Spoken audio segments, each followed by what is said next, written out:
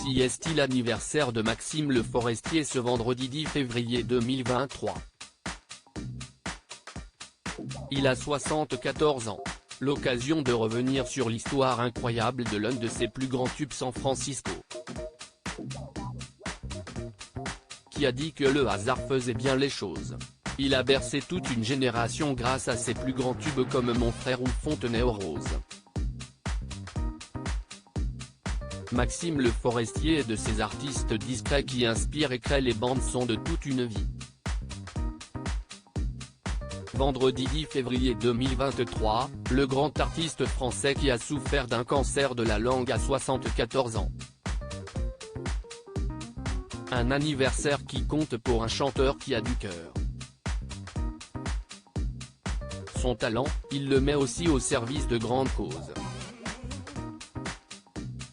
Pour preuve, il a participé 22 fois au spectacle des Enfoirés. Une mission qui lui est particulièrement chère, comme à son confrère et ami Jean-Jacques Goldman. Sa dernière participation remonte à 2017.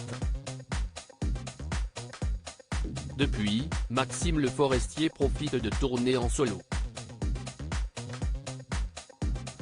D'ailleurs, il sera sur scène le 11 février 2023 au Palais des Congrès de Versailles. Devant son public, il porte ses derniers albums comme Paraître ou ne pas être, 2019, et ses plus belles musiques comme San Francisco. Pour l'anecdote, la naissance de ce titre a une histoire bien particulière.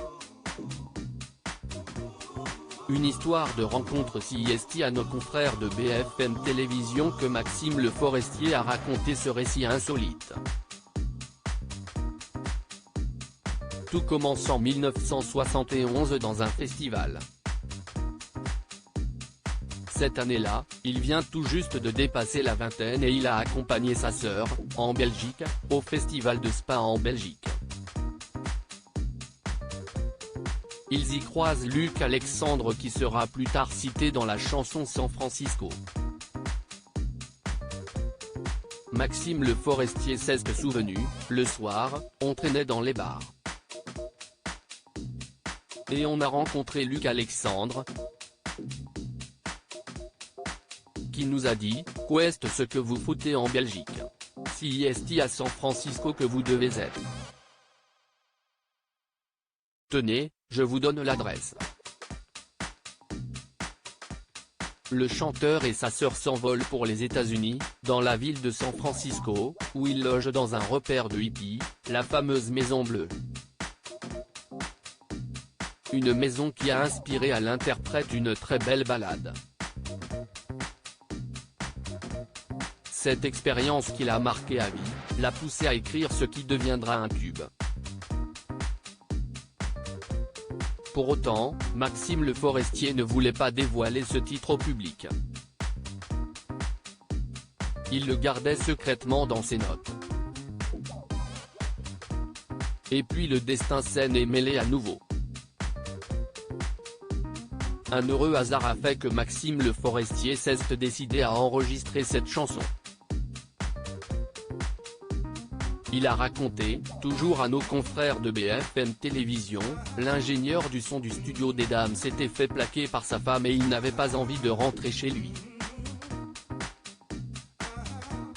Il m'a dit t'as pas une chanson à enregistrer maintenant, parce que leur studio est libre. Et j'ai chanté celle-là, tout seul.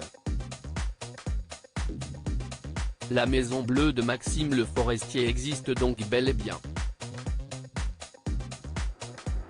Elle se situe au 3841 de la 18th Street. Pour sûr qu'elle restera, à jamais, gravée dans sa mémoire.